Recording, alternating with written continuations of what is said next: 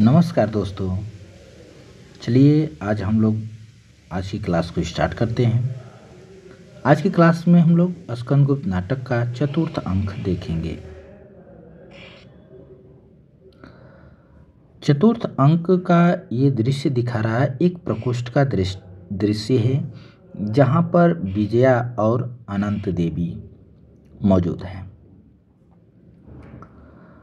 अनंत देवी जो पुरुगुप्त की माता है और षड्यंत्रकारी है, षड्यंत्र रच रही है पुरुगुप्त को जो है राजा बनाने के लिए। स्कंदगुप्त को मार देना चाहती है, स्कंदगुप्त की जो माता है उनको भी। तो इस प्रकार से वो स्वतंत्र रूप से अपने पुत्र का जो है एकदम मार्ग जो है निष्कंटक करना चाहती है। तो अनंत देवी कहती है कि क्या कहा, विजया कुछ कह रही होती है। तो बात यहाँ से शुरू होती है जब अनंत देवी कहती है कि तुमने क्या कहा। तो विजया कहती है कि मैं आज ही पासा पलट सकती हूँ, मैं आज ही पासा पलट सकती हूँ। जो झूला ऊपर उठ रहा है उसे एक ही झटके में पृथ्वी चूमने के लिए विवश कर सकती हूँ, उसे एक ही झटके में पृथ्वी पर ला सकती हूँ। जो ये तुम्हारा झूला ऊपर उठ रहा है उसे मैं एक ही झटके में पृथ्वी पर ला सकती हूँ।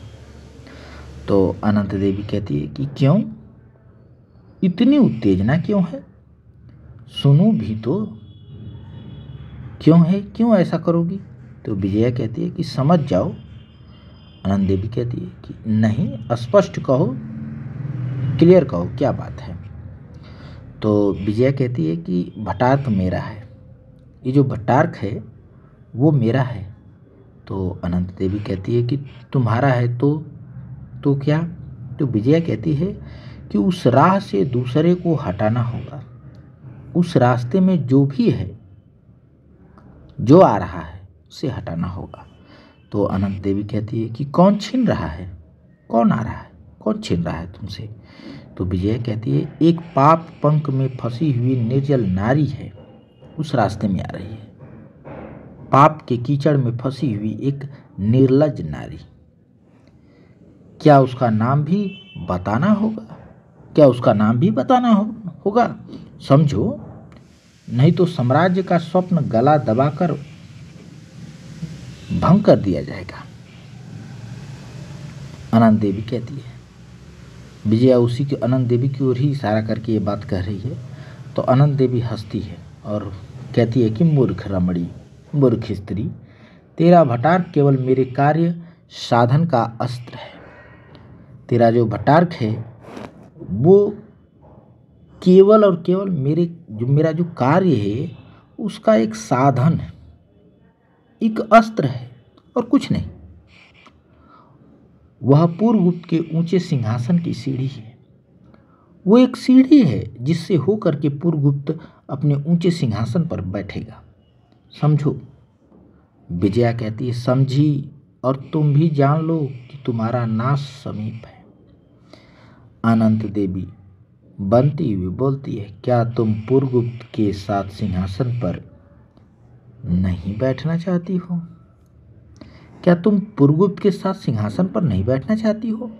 क्यों, वो अभी तो कुमारगुप्त का पुत्र है, वो भी तो कुमारगुप्त का पुत्र है, फिर उसके साथ क्यों नहीं तुम सिंहासन पर बैठना चाहती हो। तो विजया कहती है कि हाँ, वो कुमारगुप्त का पुत्र है, परंतु वह तुम्हारे गर्भ से उत्पन्न है और तुमसे उत्पन्न हुई संतान छी।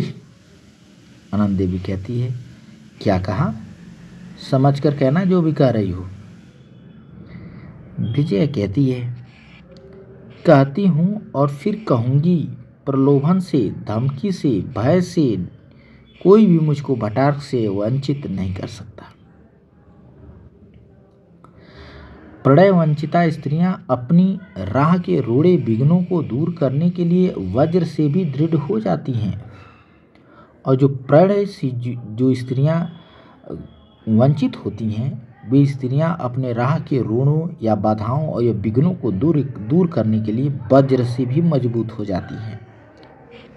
हृदय को छीन लेने वाली स्त्री के प्रति हृतस्रवा रमणी पहाड़ी नदियों से भयानक ज्वालामुखी के विस्फोट से भी विभत्स और प्रलय की अनल शिखा से भी लहरदार होती हैं, ये जान लो।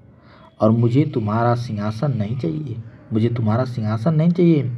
मुझे क्षुद्र पुरगुप्त के विलास जर्जर मन और यौवन में वो ही जीर्ण शरीर का अवलंबन वांछनीय नहीं है।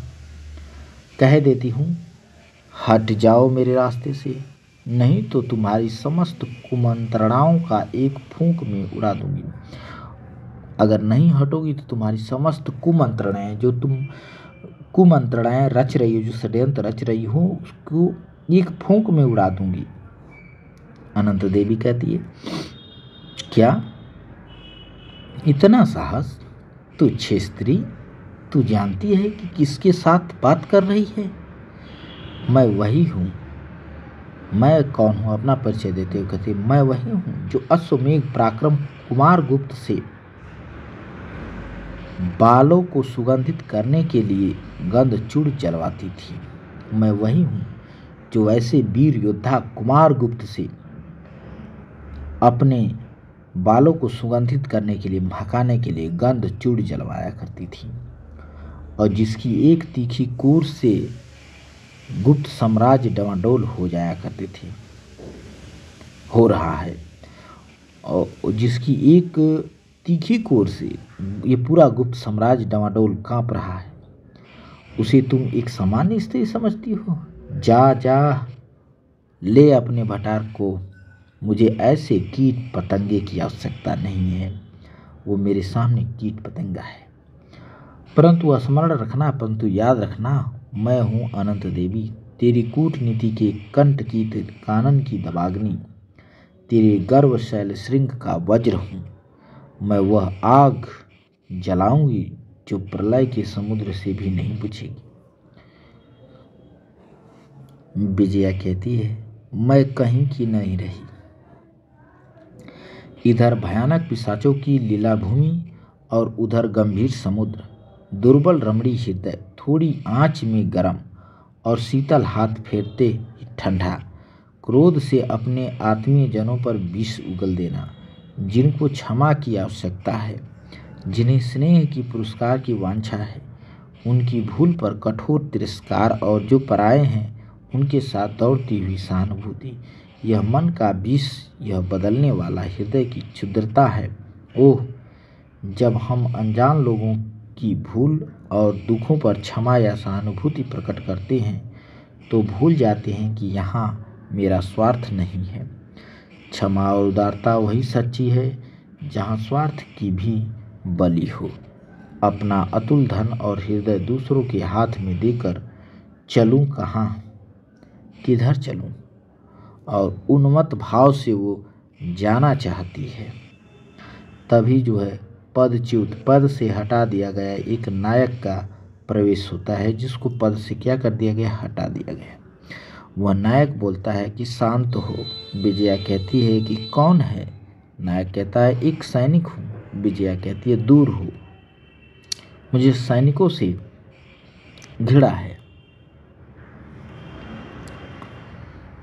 नायक कहता है, क्यों सुंदरी, क्यों घृणा है? विजया कहती है, क्रूर केवल अपने झूठे मान के लिए, सैनिक जो होते हैं क्रूर होते हैं केवल अपने झूठे मान सम्मान के लिए, बनावटी बड़प्पन के लिए, अपना दम्भ दिखाने के लिए, एक अनियंत्रित हृदय का लोहों से खेल विडंबना है।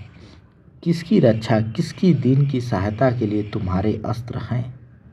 नायक कहता है, साम्राज्य की रक्षा के लिए। विजया कहते, झूठ, तुम सबको जंगली सिंह पशु होकर जन्म लेना चाहिए। तुम्हें तो जंगली हिंसक पशु होकर जन्म लेना चाहिए था। डाकू, थोड़े से ठिकरों के लिए अमूल्य मानव जीवन का नाश करने वाले भयानक तुम भेड़िए हो। नायक कहता है, स्वागत। पागल हो गई हैं क्या? विजया कहती है, स्नेहमयी देवसेना का शंका से तिरस्कार किया। स्नेहमयी देवसेना का मैंने एक शंका से उसका तिरस्कार किया। मिलते हुए स्वर्ग को घमंड से तुच्छ समझा और जो स्वर्ग वहाँ मिल रहा था उसको मैंने घमंड से छोटा तुच्छ समझकर छोड़ दिया। देवतुल्य स्कंदगुप्त से विद्रोह किया और देवता के समान स्कंदगुप्त से मैंने विद्रोह किया। किस लिए किया? केवल अपना रूप, धन, यौवन दूसरों को दान करके उन्हें नीचा दिखाने के लिए, उनको नीचा दिखाने के लिए, देवसेना और स्कंदगुप्त को नीचा दिखाने के लिए किया। स्वार्थपूर्ण मनुष्यों की प्रताड़ना में पड़कर खो दिया इस लोक का सुख, उस लोक की शांति। ओहो, मैंने बहुत कुछ खोया है, विजया कहती है। नायक कहता है शांत हो। विजया कहती है शांति कहाँ है? अपनों को दंड देने के लिए मैं स्वयं उनसे अलग हुई।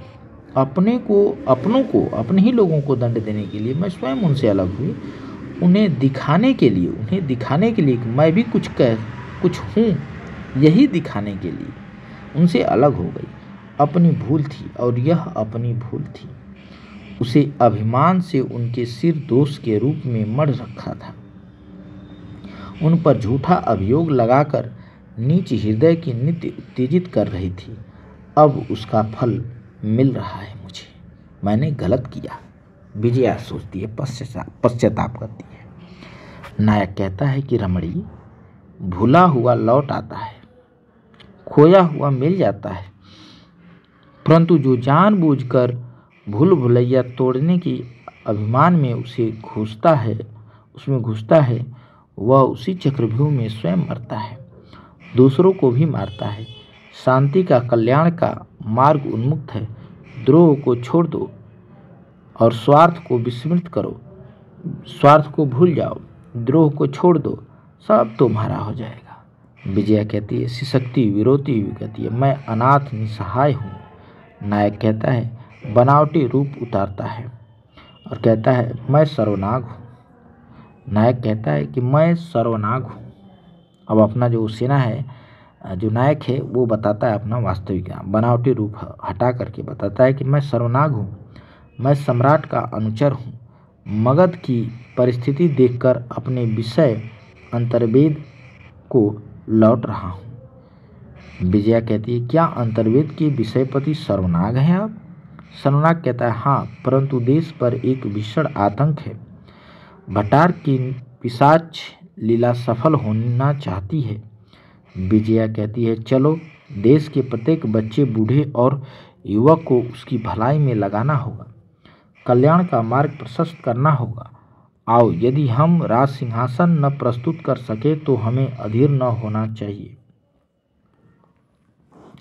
हम देश के प्रत्येक गली को झाड़ू देकर ही इतना स्वच्छ कर दें कि उस पर चलने वाले राजमार्ग का सुख पावें।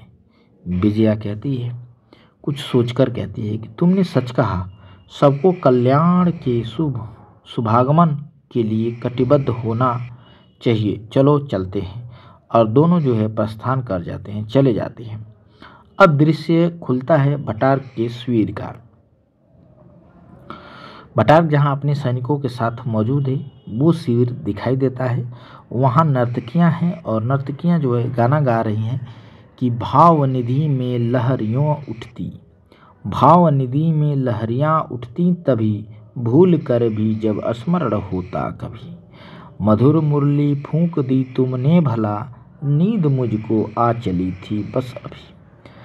सब रंगों में फिर रही है बिजलियाँ, नील नीरद क्या न बरसोगे कभी।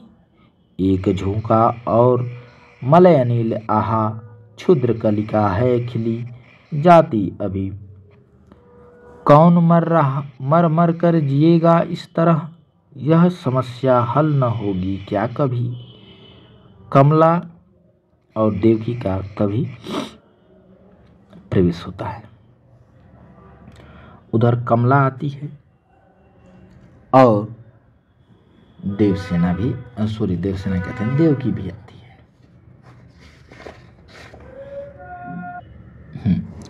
तो कमला जो है, आपको बता दें, भटार की माता है और देवकी जो है स्कंदगुप्त की माता है। दोनों आती हैं। देवकी कहती है भटार कहाँ है, मेरा सर्वस्व। बता दे मेरे आनंद का उत्सव, मेरी आशा का सहारा कहाँ है? भट्टार्क कहता है कौन? कमला कहती है कृतघ्न, नहीं देखता यह वही देवी हैं। तब कमला कहती हैं कि कृतघ्न डरती है कि तुम्हारे ऊपर इतना उपकार किया गया, तुमने जो है उस किए गए उपकार को नहीं मानते हो, तो किए गए उपकार को न मानने वाले को कृतघ्न कहा जाता है। तो कमला कहती है कृतघ्न नहीं देखता, यह वही देवी हैं जिन्होंने तेरे नरकीय अपराध को क्षमा किया था। जो तूने नरक का काम किया था उस अपराध को इन्होंने ही क्षमा किया था, जिन्होंने तुझ जैसे घिनौने कीड़े को भी मरने से बचाया था। कौन बोल रहा है ये? उस भट्टार्क की माँ ही बोल रही है। बचाया था वही देवी प्रतिमा महादेवी देवकी है। भट्टार्क पहचान कर बोलता है, पहचान लेता है तो भी बोलता है कि कौन? मेरी माँ? कमला को। तो कमला कहती है कि तू कह सकता है, परंतु मुझे तुमको पुत्र कहने में संकोच होता है। लज्जा से गड़ी जा रही हूँ। जिस जननी की संतान, जिसका अभागा पुत्र ऐसा देशद्रोही हो, उसको क्या मुंह दिखाना चाहिए? आह भट्टार्क। भट्टार्क कहता है राजमाता और मेरी माता। देवकी कहती है बता भट्टार्क, वह आर्यवर्त का रत्न कहाँ है? देश का बिना दाम का सेवक, वह जनसाधारण के हृदय का स्वामी कहाँ है? उससे शत्रुता करते हुए तुझे। कमला कहती है बोल दे भट्टार्क। भट्टार्क कहता है क्या कहूँ? कुंभा की क्षुब्ध लहरों से पूछो, हिमवान की गल जाने वाली बर्फों से पूछो कि वह कहाँ है। मैं नहीं जानता। देवकी कहती है आह गया मेरा स्कंद, मेरा प्राण गिरती है और मृत्यु को प्राप्त हो जाती है। देवकी वहीं गिर जाती है और मृत्यु से प्राप्त हो जाती है। कमला कहती है, उसे संभालती हुई कहती है देख पिशाच, एक बार अपनी विजय पर प्रसन्नता से खिलखिला ले। नीच पुण्य प्रतिमा को, स्त्रियों की गरिमा को धूल में लुटाता हुआ देखकर एक बार हृदय खोलकर हंस ले। हाँ देवी। भट्टार्क कहता है क्या? भयभीत होकर के देखता है। कमला कहती है इस यंत्रणा और प्रताड़ना से भरे हुए संसार की पिशाच भूमि को छोड़कर अक्षय लोक को गई और तू जीता रहा। सुखी से घरों में आग लगाने, हाहाकार मचाने और देश को अनाथ बनाकर उसकी दुर्दशा कराने के लिए तू जीता रहा। नरक के कीड़े, तू जीता रहा। कमला कहती है। भट्टार्क कहता है माँ अधिक न कहो, साम्राज्य के विरुद्ध कोई अपराध करने का मेरा उद्देश्य नहीं था। केवल पूर्वगुप्त को सिंहासन पर बिठाने की प्रतिज्ञा से प्रेरित होकर मैंने यह किया था। स्कंदगुप्त न सही, पूर्वगुप्त सम्राट होगा। कमला कहती है अरे मूर्ख, अपनी तुच्छ बुद्धि को सत्य मानकर उसके दर्प में भूलकर मनुष्य कितना बड़ा अपराध कर सकता है। पामर, तू सम्राट का नियामक बन गया। मैंने भूल की सूतिका गृह में ही तेरा गला घोट कर क्यों न मार डाला। आत्महत्या के अतिरिक्त अब और कोई प्रायश्चित नहीं है। अब तो मेरा आत्महत्या ही करना पड़ेगा मुझे, क्योंकि आत्महत्या से बढ़कर अब कोई मेरे लिए प्रायश्चित नहीं बची है। तो भट्टार्क कहता है माँ क्षमा करो, आज से मैंने शस्त्र त्याग दिया। मैं इस संघर्ष से अलग हूँ। अब अपनी दुर्बुद्धि से तुम्हें कष्ट न पहुँचाऊँगा। और तलवार नीचे रख देता है। कमला तूने विलंब किया भट्टार्क, इस काम को करने में तूने बहुत देर लगा दी भट्टार्क। महादेवी एक दिन जिसके नाम पर गुप्त साम्राज्य नतमस्तक होता था, आज उसकी अंत्येष्टि क्रिया के लिए कोई उपाय नहीं है। हाँ दुर्देव। भट्टार्क कहता है। भट्टार्क ताली बजाता है, सैनिक सब आ जाते हैं। महादेवी की अंत्येष्टि क्रिया राज सम्मान से होनी चाहिए, चलो शीघ्रता करो। इनकी अंतिम क्रिया जो है एकदम सम्मान के साथ, राज सम्मान के साथ करना है। और देवकी के शव को एक ऊंची स्थान पर दोनों दोनों मिलकर रखते हैं। कमला बोलती है, भटार्क, इस पुण्य चरण के स्पर्श से संभव है तेरा पाप छूट जाए। इन पुण्य चरणों को स्पर्श करो, संभव है कि तुम्हारा जो पाप है वो कुछ कम हो जाए, यानी छूट जाए। भटार्क और कमला पर तीव्र आलोक, एक प्रकाश पड़ता है। उसके बाद ये दृश्य समाप्त होता है। दृश्य पुनः दूसरा खुलता है। यह दृश्य कश्मीर का है। न्यायाधिकरण में मातृगुप्त है, न्यायाधिकरण का है जहाँ पर मातृगुप्त है और एक स्त्री और दंडनायक है। मातृगुप्त कहता है, कश्मीर में ये राजा बनाया गया है मातृगुप्त। तो मातृगुप्त कहता है कि नंदीग्राम में के दंडनायक देवनंद, यह क्या है? तो देवनंद कहता है कि कुमार मात्य की जय हो, कुमार मात्य की जय हो। मातृगुप्त कहता है, बहुत परिश्रम करने पर भी इस रमणी, इस स्त्री के अपहृत धन का पता न लगाया सका। इसमें मेरा अपराध अधिक नहीं है। मातृगुप्त कहता है, फिर किसका है? तुम गुप्त साम्राज्य का विधान भूल गए? प्रजा की रक्षा के लिए कर लिया जाता है। यदि तुम उसकी रक्षा न कर सके तो वह अर्थ तुम्हारी भृति से कटकर इस रमणी को मिलेगा। देवनंद कहता है, परंतु वह इतना अधिक है कि मेरे जीवन भर की भृति से भी उसका भरना असंभव है। वो धन बहुत बड़ा है। मातृगुप्त कहता है, तब तक राजकोष उसे देगा और तुम उसका फल भोगोगे। देवनंद कहता है, परंतु मैं पहले ही निवेदन कर चुका हूँ, इसमें मेरा अपराध अधिक नहीं है। यह श्रीनगर की सबसे अधिक समृद्धिशालिनी वेश्या है। यह अपने अंतरंग लोगों का परिचय भी नहीं बताती, फिर मैं कैसे पता लगाऊं? गुप्तचर भी थक गए हैं। मातृगुप्त कहता है, हाँ, इसका नाम मैं भूल गया हूँ। देवानंद कहता है, मालिनी, इसका नाम मालिनी है। मातृगुप्त कहते हैं, क्या मालिनी? फिर सोचकर, कुछ सोचता हुआ बोलता है, अच्छा जाओ, कोषाध्यक्ष को भेजो।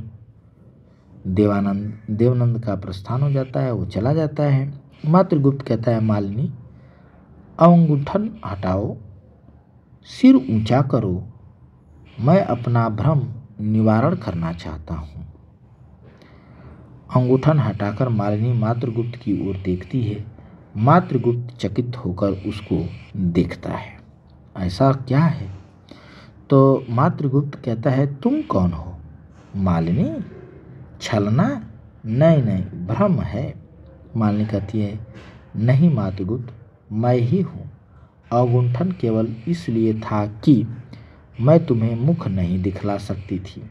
मातृगुप्त कहता है, मैं वही हूँ। मालिनी कहती है कि मातृगुप्त, मैं वही हूँ। तो मातृगुप्त कहता है, तुम नहीं मेरी मालिनी, तुम नहीं मेरी मालिनी। तो आपको बता दें, ये मालिनी जो है मातृगुप्त की क्या है? पत्नी है, प्रणयनी है। तो मातृगुप्त कहता है, तुम नहीं मेरी मालिनी, मेरे हृदय की आराध्य देवता वेश्या। एक वेश्या है? असंभव, वेश्या नहीं हो सकती। फिर कहता है, परंतु नहीं, वही है मुख तो वही है। यद्यपि विलास ने उसे उस पर अपनी मलिन छाया डाल दी है, उस पर अपने अभिशाप की छाप लगा दी है, पर तुम वही हो। हाँ दुर्देव। तो मालिनी कहती है कि दुर्देव।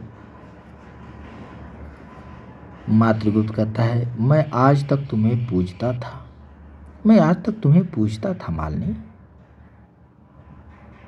तुम्हारी पवित्र स्मृति को कंगाल की निधि की भांति छिपाए रहा। मूर्ख, मैं मूर्ख था। आह मालिनी, मेरे शून्य भाग्यकाश के मंदिर का द्वार खोलकर तुम्ही ने उन्निध उषा के सदृश झांका था और मेरे भिखारी संसार पर स्वर्ण बिखेर दिया था। तुम ही मालिनी हो। तुमने सोने के लिए नंदन का आलंबन कुसुम बेच डाला। जाओ मालिनी, राजकोष से अपना धन ले लो जितना चाहिए। मालिनी कहती है, मातृगुप्त के पैरों में गिरती हुई कहती है, एक बार क्षमा कर दो मातृगुप्त। मातृगुप्त कहता है, मैं इतना दृढ़ नहीं हूँ मालिनी कि तुम्हें इस अपराध के कारण मैं भूल जाऊँ, पर वह स्मृति दूसरे प्रकार की होगी। उसमें ज्वाला न होगी, धुआं उठेगा और तुम्हारी मूर्ति धुंधली होकर सामने आवेगी। जाओ, चले जाओ। मालिनी का प्रस्थान होता है, चर का प्रवेश होता है। चर कहता है, कुमार मात्य की जय हो। मातृगुप्त कहता है, क्या समाचार है? क्या समाचार है? तो सम्राट का पता लगा है। मातृगुप्त कहता है कि सम्राट का पता लगा है। चर कहता है, नहीं, पंचनद हुणों के अधिकार में है। पंचनद जो है हुणों के अधिकार में है और वे कश्मीर पर भी आक्रमण करना चाहते हैं। मातृगुप्त कहता है, जाओ। चर का प्रस्थान होता है। मातृगुप्त बोलते हैं, तो सब गया। मेरी कल्पना के सुंदर स्वप्नों का प्रभात हो रहा है। नाचती हुई निहार कड़िकाएं पर तीखी किरण की भाले। ओह, सोचा था कि देवता जाएंगे। एक बार आर्यवर्त में गौरव का सूर्य चमकेगा और पुण्य कर्मों से समस्त पाप पंख धो जाएंगे। हिमालय से निकली हुई सप्त सिंधु तथा गंगा यमुना की घाटियां किसी आर्य सद्गृहस्थ के स्वच्छ और पवित्र आंगन सी भूखी जाति निर्वासित प्राणियों को अन्न दान देकर संतुष्ट करेगी और आर्य जाति अपने दृढ़ सबल हाथों से शस्त्र ग्रहण करके पुण्य का पुरस्कार और पाप का तिरस्कार करती हुई अचल हिमाचल की भांति सिर ऊंचा किए विश्व को सदाचरण के लिए सावधान करती रहेगी। आलस्य सिंधु में सुशेष पर्यंक सई सुसुप्तिनाथ जागेंगे। सिंधु में हलचल होगी, रत्नाकर सी रत्नाजियाँ आर्यवर्त की बेला भूमि पर निछावर होंगी।